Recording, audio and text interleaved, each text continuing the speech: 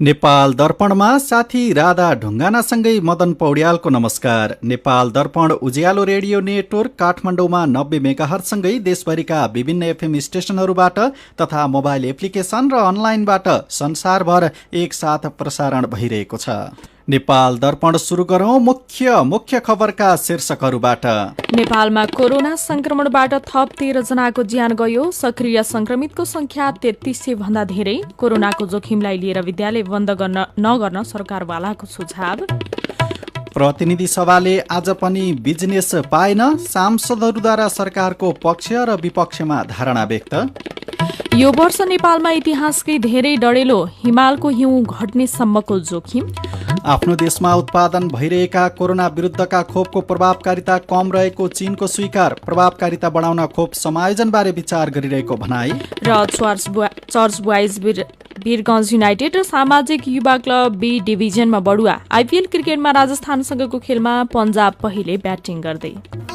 उज्यालो radio नेटवर्कबाट प्रसारण भइरहेको नेपाल दर्पणमा अब सुनौ पूरा खबर। पछिल्लो 24 घण्टामा नेपालमा कोरोनाको संक्रमणबाट 13 जनाको ज्यान गएको छ। यो सँगै ज्यान गुमाउनेको संख्या 3053 पुगेको स्वास्थ्य तथा जनसङ्ख्या मन्त्रालयले जनाएको छ। यस्तै पछिल्लो 24 घण्टामा 496 जनामा कोरोनाको संक्रमण पुष्टि भएको छ। यो सँगै नेपालमा कोरोनाको संक्रमण पुष्टि हुनेको संख्या 2,80,524 पुगेको छ। 4378 जनाको पीसीआर परीक्षण गर्दा 496 जनामा संक्रमण पुष्टि भएको हो। यस्तै 727 जनाको एन्टिजेन परीक्षण गर्दा 63 जनामा संक्रमण पुष्टि भएको छ। गएको 24 घण्टामा 138 जना निको भएसँगै कोरोनाको संक्रमणबाट मुक्त हुनेको संख्या 2,74,165 पुगेको छ। अहिले नेपालमा कोरोनाका सक्रिय संक्रमितको संख्या 3306 जना रहेको स्वास्थ्य तथा जनसङ्ख्या मन्त्रालयले जनाएको छ। यसैबीच कोरोना संक्रमणको जोखिमबाट बस्न भन्दै विद्यालय बन्द नगर्न सरकारवालाले सरकारलाई सुझाव दिएका छन्। शिक्षा विज्ञान तथा प्रविधि मन्त्रालयमा भएको छलफलमा सरकारवालाले कोरोना संक्रमण जोखिमलाई न्यूनीकरण गर्न सावधानी अपनाएर विद्यालय सञ्चालन गर्न सुझाव दिएका हुन्। नेपाल नगरपालिका संघका अध्यक्ष अशोक कुमार ब्यान्जु श्रेष्ठले कोरोनाको महामारी देखाएर केन्द्र सरकारले विद्यालय बन्द गर्ने निर्णय नगरी पालिकाहरूलाई जिम्मा दिनुपर्ने बताउनुभयो। उहाँले कोरोना संक्रमणको जोखिम कुनै ठाउँमा पर्यो भन्दैमा केन्द्र सरकारले सबै ठाउँका विद्यालय बन्द गर्न नहुने र त्यसको अधिकार स्थानीय सरकारलाई दिनुपर्नेमा जोड़ दिनुभयो। निजी तथा आवासीय विद्यालय अर्गनाइजेशन प्याप्सनका अध्यक्ष टिकापुरी र राष्ट्रिय निजी तथा आवासीय विद्यालय अर्गनाइजेशन एनप्याप्सनका महासचिव सुभाष न्यौपानेले पनि जोखिम न्यूनीकरण गर्न सावधानी अपनाउनु पर्ने तर विद्यालय बन्द नगर्न सुझाव दिनुभयो। राष्ट्रिय परीक्षा बोर्डका अध्यक्ष प्राध्यापक डाक्टर चन्द्रमणि पौडेलले कोरोनाको प्रभाव सबैतिर एकनाश नहुने भएको हुँदा क्षेत्रगत रूपमा निर्णय लिनुपर्ने सुझाव दिनुभयो। प्रतिनिधि सभाको अर्को बैठक आउँदो वैशाख 7 गते बस्ने भएको छ। सभामुख अग्निप्रसाद सापकोटाले अर्को बैठक वैशाख 7 गतेका लागि तोक्नु भएको हो। आजको बैठकमा राष्ट्रिय सूचना आयोगको वार्षिक प्रतिवेदन 2076-77 पेश भएको छ। यस्तै शून्य र विशेष समयमा सांसदहरूले धारणा राखेका छन्। धारणा राख्ने क्रममा सत्तापक्षका सांसदहरूले सरकारको बचाउ गरे भने विपक्षी दलका सांसदहरूले सरकारको काम कारबाहीलाई लिएर विरोध गरेका छन्। शून्य समयमा एमाले सांसद खगराज अधिकारीले एमसीसी परियोजना अघि बढाउन माग गर्नु भएको छ। उहाँले एमसीसी परियोजनालाई 3-4 वर्षसम्म अड्काएको भन्दै संसदको बिजनेस बनाउन माग गर्नुभयो। 2-4 वर्षै भयो सभामुख महोदय। एमसीसी थनको लाएर सभामुख महोदय तपाईँ समक्ष छ। एमसीसी राष्ट्रिय हित अनुकूल बनाइन्छ सत्ता बाहिर हुँदा। सत्ताको निम्ति यसलाई जुवाको खालमा राखे चाहिँ गरिन्छ।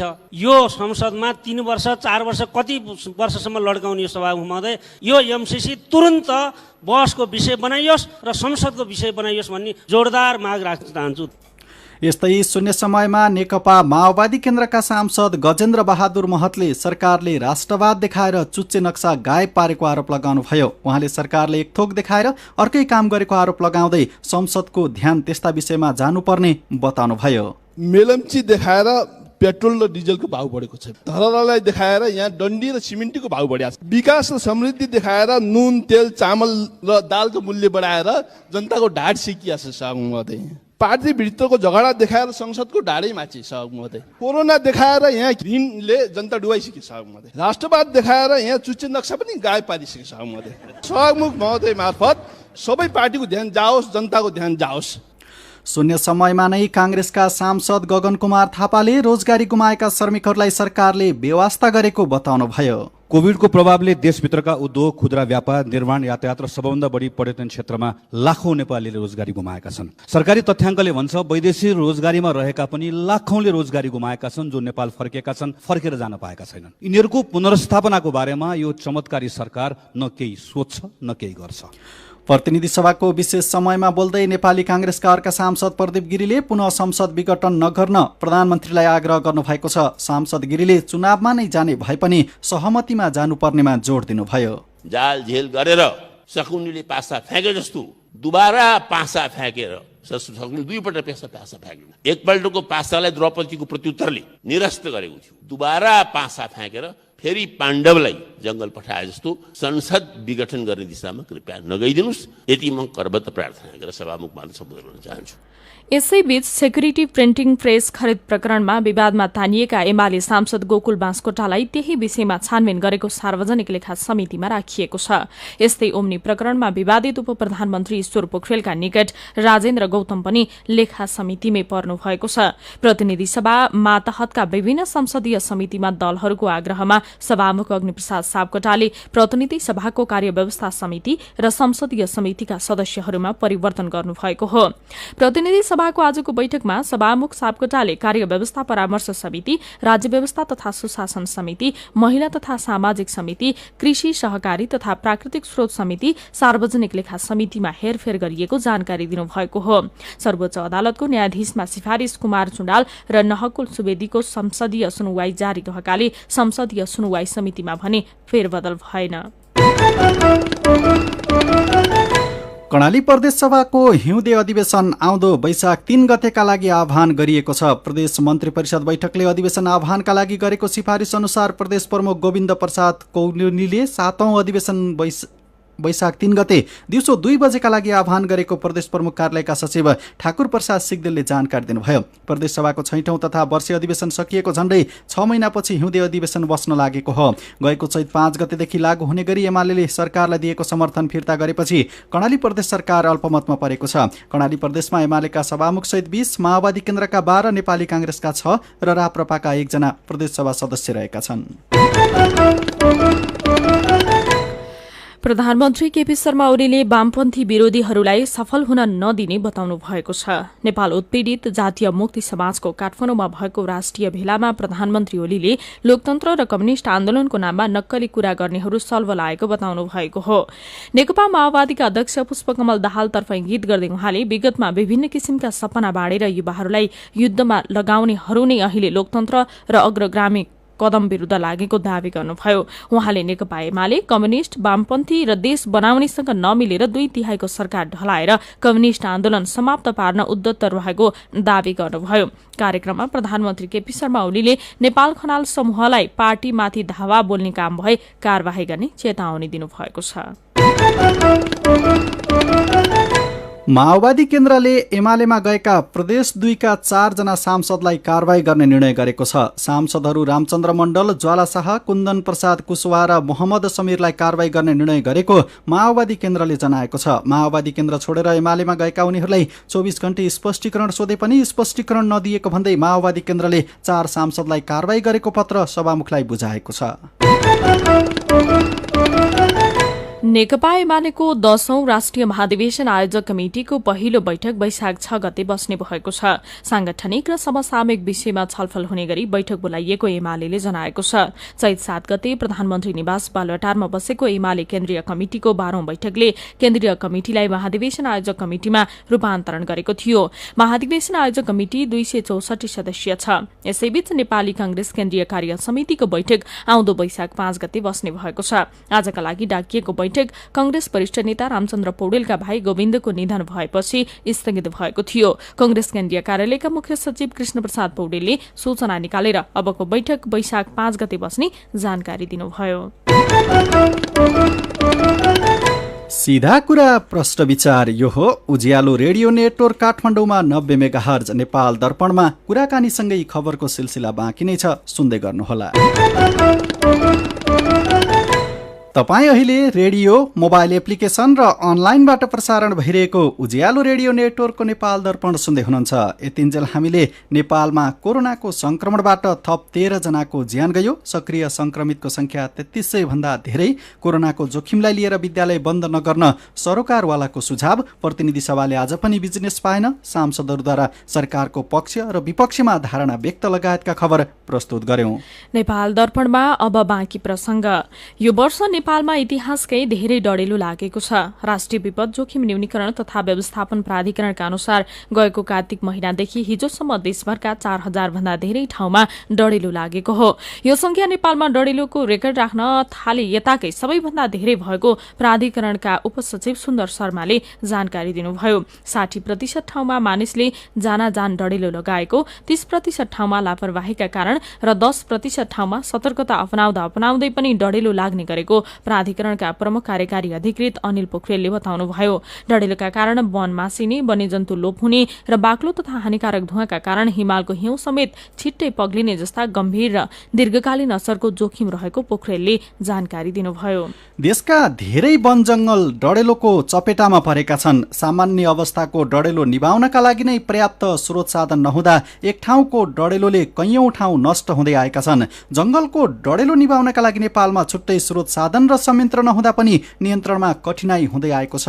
हिजो काठमाडौँको शिवपुरी नागार्जुन राष्ट्रिय निकुञ्जमा लागेको डढेलो हेलिकप्टरको समेत प्रयोग गरेर नियन्त्रणमा लिए जस्तै देशभरको डढेलोमा यस्तै स्रोत साधनको प्रयोग गर्नुपर्नेमा विज्ञहरूले जोड दिएका छन्। जुद्ध बारुद यन्त्र कार्यालय काठमाडौँका प्रमुख तथा आगलागी विज्ञ किशोर कुमार भट्टराईलाई साथी अर्जुन पोखरेलले सोध्नु भएको छ। नेपालमा जंगलको डढेलो नियन्त्रणमा लिन किन यति धेरै कठिनाई भइरहेको हो? वास्तवमा आगलागीमा चाहिँ जंगल आगलागी, वाइल्डलाइफ फायर चाहिँ आफैमा एकदम कठिन काम हो। यो जति भिरालो हुन्छ त्यति चाहिँ यो चाहिँ बढी चाहिँ सल्किन्छ। हामी कहाँ जंगल आगलागी नियन्त्रण गर्ने साधन स्रोत त्यति छैन, पहिलो कुरो। अनि दोस्रो कुरो चाहिँ हामीसँग उपलब्ध जे जति साधन स्रोत छ त्यो साधन स्रोत चाहिँ हाम्रो अहिलेको जुन हाम्रो जंगलको जुन भौगोलिक बनावट छ त्यो बनावटको लागि उपयुक्त छैन। हामी आगलागी स्थलसम्म चाहिँ त्यो साधन स्रोतलाई पुर्याउन सकिरहेको छैनौँ र त्यो कारणले गर्दाखेरि पनि कठिन छ। तपाईँ हामी चाहिँ अहिले नियन्त्रणमुखी मात्र कुरा गरिरहेछौँ। वास्तवमा चाहिँ यो नियन्त्रणमुखी कुरा भन्दा पनि यो चाहिँ आगो लाग्नुभन्दा अगाडि नै लाग्न नदिने उपाय को बारेमा चाहिँ हामीले छलफल चाहिँ प्रिपेयरनेसका कुराहरूमा चाहिँ अलि जोड दिनुपर्छ। जस्तो किशोरजी स्रोत साधनको कुरा गर्दाखेरि छ नि, कस्ता खालका स्रोत साधनहरू चाहिने हुन् जंगलको आगो नियन्त्रण गर्नको लागि? जस्तो हामीले त अस्ट्रेलियामा देख्यौँ, अमेरिकामा देख्यौँ, ठुल्ठुला आगलागी भए हुन त त्यहाँ पनि नियन्त्रणमा कठिनाई भएको थियो। तर हामीलाई चाहिने स्रोत साधन चाहिँ कस्ता हुन्? यो जंगल आगलागी नियन्त्रणको लागि आवश्यक पर्ने औजार उपकरण चाहिँ हामीसँग खासै छैन। हामी अहिले सहरी दमकल जुन चाहिँ संरचनागत आगलागी नियन्त्रणको लागि आवश्यक पर्ने चाहिँ दमकलहरू मात्रै चाहिँ हामीसँग छ र त्यही दमकललाई चाहिँ प्रयोग गरेर हामीले आगलागी नियन्त्रण गर्न कोसिस गरिरहेछौँ। अब त्यो चाहिँ पर्याप्त छैन। एक त हाम्रो सिटी फायर ब्रिगेडसँग चाहिँ पर्याप्त मात्रामा अहिले पनि दमकल छैन भइरहेछ। त्यहाँमाथि पनि अब जंगलको आगलागीमा चाहिँ तपाईँको बिहान गएपछि दिनभरि नै त्यसमा चाहिँ लागिरहनु पर्ने हुन्छ र हामीसँग जंगलमा पानीको स्रोतहरू पनि छैन। छुट्टै किसिमको चाहिँ जनशक्ति, छुट्टै किसिमको तालिम र छुट्टै किसिमको चाहिँ म्यान पावर राखेर चाहिँ काम गर्नुपर्ने हो। हामी चाहिँ अब दमकलकै भर परिरहेछौँ। जस्तो हिजो शिवपुरी नागार्जुन राष्ट्रिय निकुञ्जमा हेलिकप्टरबाट आगो निभाउने प्रयास भयो, पटक पटक पानी खनाएपछि नियन्त्रणमा सफलता पनि मिल्यो। यस्तै खालका अरू हेलिकप्टरहरूको जो हो अथवा त्यस्तै खालका साधनहरू पनि तत्कालै आवश्यकता पर्यो? हजुर, यो जंगल आगलागीको लागि एकदमै उपयुक्त भनेको aerial fire fighting heli attack नै हो। शिवपुरीकोमा चाहिँ जुन एउटा प्रयास चाहिँ हेलिकप्टर युज भयो त्यो सराहनीय एकदम राम्रो काम हो र अब त्यो चाहिँ 500 लिटरको एउटा बम्बी बकेटबाट चाहिँ ठुलो आगलागीको लागि त त्यो पनि त्यति चाहिँ प्रभावकारी हुँदैन। तर कम्तीमा चाहिँ हामीसँग चाहिँ त्यो नभएको भए त्यति पनि हामीले गर्न सक्ने थिएनौँ र जंगल आगलागी नियन्त्रण गर्नको लागि चाहिँ उपयुक्त एकदमै उपयुक्त साधन भनेको चाहिँ हेली एट्याक नै हो। हेलिकप्टरै हुनुपर्छ हामीसँग र प्लस हामीले चाहिँ जंगल आगलागीको लागि चाहिँ अग्निरेखाहरू कोर्ने अनि मान्छेले पिटेर चाहिँ निभाउने चाहिँ जनशक्ति नै प्रयोग गरेर चाहिँ जानुपर्ने व्यवस्था पनि हुन्छ। तपाईँले अघि पनि भन्नुभएको थियो जस्तो अब आगो लागेर निभाउने सोच्नु भन्दा पनि आगो लाग्नै नदिनु ठुलो कुरा हो। जंगलमा लागेको डढेलो नियन्त्रणको लागि छुट्टै संयन्त्रको कतिको जरुरी पर्यो नेपालमा? तत्काल यसको आवश्यकता छ कि छैन? यस्तो संयन्त्र भन्नाले एउटा छुट्टै चाहिँ अर्गनाइजेसनको तपाईँले कुरा गर्न खोज्नु भएको हो कि जस्तो लाग्यो मलाई। वास्तवमा त्यसो त चाहिँ नहोला। जस्तो आग लागि नियन्त्रणको लागि हाम्रो वनबाट पनि एउटा छुट्टै युनिट खटेकै छ। मैले चाहिँ साधन स्रोतमै अलिकति जोड दिन खोजेको, तर एकदम पावरफुल 4 व्हील गाडी जङ्गलको पनि कच्ची अफ रोडमा पनि जाने हामी त्यो खालको चाहिँ सवारी साधन चाहिँ छैन। उहाँ हुनुहुन्थ्यो जुद्ध बारुण यन्त्र कार्यालय काठमाडौँका प्रमुख तथा आगलागी विज्ञ किशोर कुमार भट्टराई। फेरि पनि खबरकै सिलसिला शेयर बजारले आज नयाँ रेकर्ड बनाएको छ। नेप्से परिसूचक 2700 बिन्दुकै आसपासमा पुगेको छ। आज नेप्से परिसूचक 17.20 अङ्कले बढेर 2691.55 बिन्दुमा पुगेको छ। यसअघि नेप्से चैत 22 गते 2657 बिन्दुसम्म पुगेको थियो। आज बैंकिङ समूहको शेयर 17.81 अङ्कले, विकास बैंकको शेयर 39.36 अङ्कले, निर्जीवन बीमा समूहको शेयर 163.76 अङ्कले, माइक्रो फाइनान्सको शेयर 188.56 अङ्कले र जीवन बीमा समूहको शेयर 197.79 अङ्कले बढेको छ। आज 216 कम्पनीका 1,38,21,573 किता शेयर 7,61,08,00,000 रुपैयाँमा कारोबार भएको छ।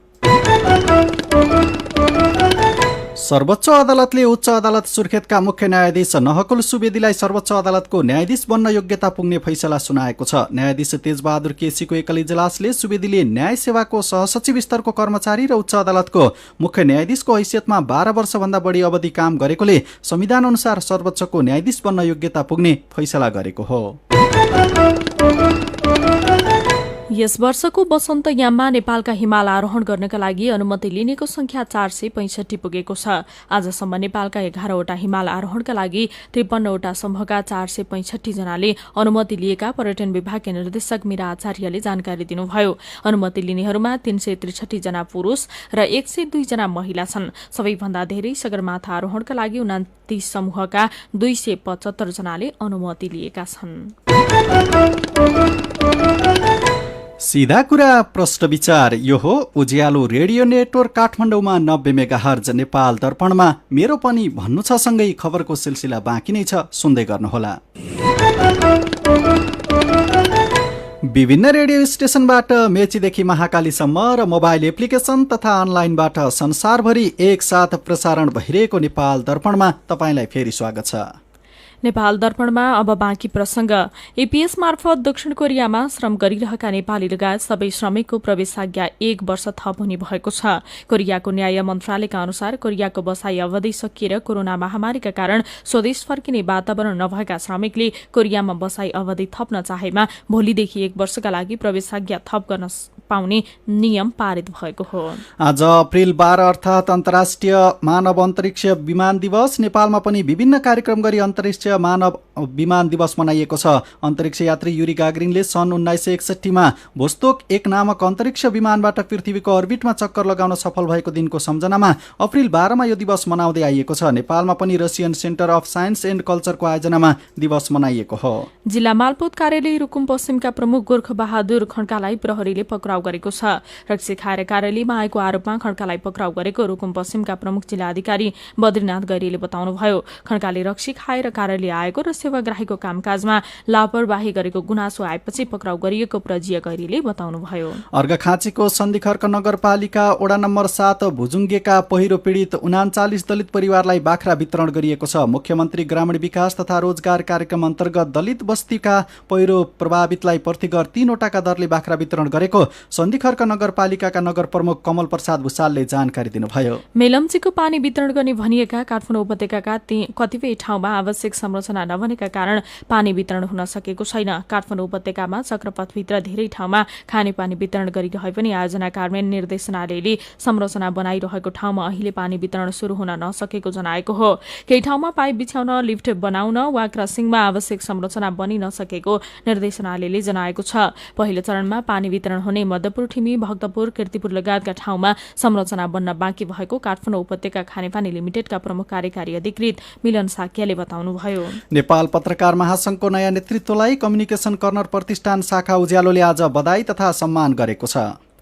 ट्राफिक प्रहरीले कोरोना महामारीको दोस्रो लहरलाई ध्यान दिएर सचेतना अभियान शुरू गरेको छ। महानगरीय ट्राफिक प्रहरी महाशाखाले नेपाल यातायात व्यवसायी राष्ट्रिय महासंघको सहकार्यमा कोरोना भाइरस रोकथाम तथा सुरक्षित बनाउनका लागि जनचेतनामूलक अभियान शुरू गरेको महाशाखाका प्रमुख प्रहरी वरिष्ठ उपरीक्षक जनक भट्टराईले बताउनुभयो। मेरो पनि भन्नु छ।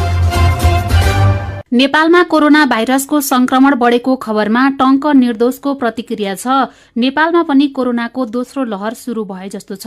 सावधानी अपनाऊ, अत्यावश्यक काम पर्दा मात्र घर बाहिर निस्कौं, नडराउँ तर सतर्क रहौं। कल्पना श्रेष्ठ चिन्ता व्यक्त गर्दै लेख्नुहुन्छ, अवस्था गम्भीर हुन सक्छ, स्वास्थ्य मापदण्डको पालना गर्न नभुलौं। शिक्षा क्षेत्रका सरोकारवालाले कोभिड-19 संक्रमणको जोखिमलाई देखाएर विद्यालय बन्द नगर्न सरकारलाई सुझाव दिएका खबरमा शिव नेउपाने लेख्नुहुन्छ, हजारौं मानिस भेला गरेर सभा गर्दा, जुलुस निकाल्दा कोरोना बढ्ने डर नहुने अनि स्कूल खोल्दा चाहिँ कोरोना बढ्ने हो र? स्वास्थ्य मापदण्डको पालना गरेर स्कूल खोल्नुपर्छ। अमर रेशमी भन्नुहुन्छ, यसअघि झण्डै 10 महिना स्कूल बन्द भए, अनलाइन पठन पाठन प्रभावकारी भएन। जहाँ संक्रमण बढ़ेको छ त्यहाँ सुरक्षाका लागि विचार गरौं, जहाँ जोखिम छैन स्वास्थ्य मापदण्डको पालना गरेर स्कूल सञ्चालन गरौं। अनि कमल गौतम लेख्नुहुन्छ, स्वास्थ्यको विषयमा कुनै पनि सम्झौता गर्न मिल्दैन, विद्यालय बन्द हुनुपर्छ, बालबालिकालाई जोखिमबाट जोगाउनुपर्छ। विचारका लागि तपाईलाई धन्यवाद। मेरो पनि भन्नु छ।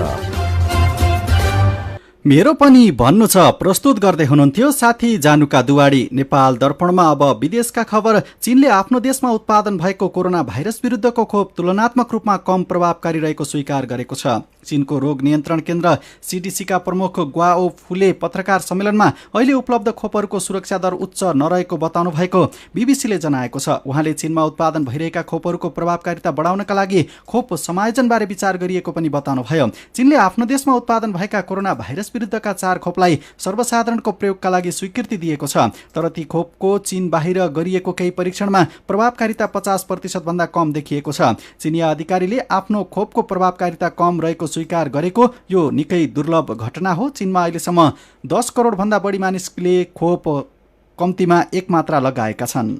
म्यानमारको सैन्य सरकारले प्रजातन्त्रवादी नेत्री आङ सान सुकीमाथि थप 6वटा मुद्दामा अभियोग लगाएको छ। गएको माघ 19 गते सत्ता कब्जा गरेर सुकी सहितका नेताहरूलाई पक्राउ गरेको सैन्य सरकारले सुकीमाथि आज थप 6वटा मुद्दामा अभियोग लगाएको सुकीका वकिललाई उद्धृत गर्दै समाचार संस्था सीएनएनले जनाएको छ। न्यापिटमा 5 र याङ्गुमा एउटा मुद्दा लगाएको यहाँका वकिल मिन सोले बताउनु भएको छ। पछिल्लो आरोप देशको प्राकृतिक प्रकोप व्यवस्थापन कानून अन्तर्गत रहेको खबरमा उल्लेख छ। म्यानमारको उत्तरपूर्वी बगो शहरमा सैन्य शासन विरूद्ध भएको प्रदर्शनमा सेनाले प्रत्यक्ष बल प्रयोग गर्दा आइतबार मात्र 80 जना भन्दा धेरैको ज्यान गएको थियो। म्यानमारमा सत्ता कब्जापछि सेनाको कारबाहीमा 600 भन्दा बढी मानिसको ज्यान गइसकेको छ।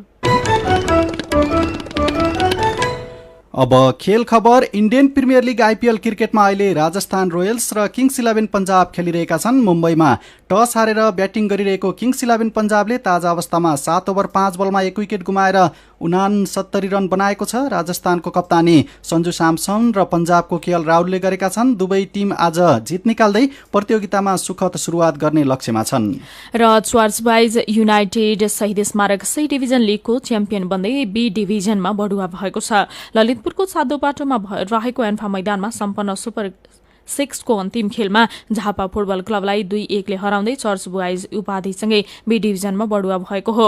च्याम्पियन चर्च बोइजले नगद 10 लाख रुपियाँ प्राप्त गर्यो। यस्तै दोस्रो भएको वीरगञ्जले 7 लाख र तेस्रो भएको सामाजिक युवा क्लबले 4 लाख रुपियाँ प्राप्त गरेका छन्। सामाजिक युवा क्लब र वीरगञ्ज युनाइटेड क्लब पनि शहीद स्मारक बी डिभिजन लिगमा बढुवा भएका छन्। सी डिभिजनको सुपर 6 अन्तर्गत अन्तिम खेलमा वीरगञ्जले खालीबारी युथ क्लबलाई 3-1 ले र सामाजिक युवा क्लबले वीरगञ्ज युथ एकाडेमीलाई 1-0 ले हराएपछि बी डिभिजनमा बढुवा भएका हुन्। सानो गौचरण युवा क्लब सी डिभिजनबाट पनि घटुवा भएको छ। खेल खबरसँगै उज्यालो रेडियो नेटवर्कबाट प्रसारण भइरहेको नेपाल दर्पणको समय सकिने लागेको छ। बिदा हुनुअघि आजका मुख्य खबरका शीर्षकहरू फेरि एकपटक। नेपालमा कोरोना संक्रमणबाट थप 13 जनाको ज्यान गयो। सक्रिय संक्रमितको संख्या 3300 भन्दा धेरै। कोरोनाको जोखिमलाई लिएर विद्यालय बन्द नगर्न सरोकारवालाको सुझाव। प्रतिनिधि सभाले आज पनि बिजनेस पाएन। सांसदहरूद्वारा सरकारको पक्ष र विपक्षमा धारणा व्यक्त। यो वर्ष नेपालमा इतिहासकै धेरै डढेलो हिमालको हिउँ घट्ने सम्मको जोखिम। आफ्नो देशमा उत्पादन भइरहेका कोरोना विरुद्धका खोपको प्रभावकारिता कम रहेको चीनको स्वीकार। प्रभावकारिता बढाउन खोप समायोजनबारे विचार गरिरहेको भनाई। र चर्च बोइज बेरगन्ज युनाइटेड सामाजिक विभाग क्लब बी डिभिजनमा बढुवा। आइपिएल क्रिकेटमा राजस्थान र पन्जाबको खेल चल्दै। आजको नेपाल दर्पण सकिएको छ। प्रविधिमा साथ दिने साथी सङ्घर्षविष्टसँगै हामी राधा ढुङ्गाना र मदन पौड्याल बिदा हुन्छौँ। कोरोनाको जोखिम कायमै रहेकाले सुत्नु अघि पनि साबुन पानीले मिच्ची मिच्ची 20 सेकेन्डसम्म हात धुन नबिर्सिनुहोला। नमस्कार।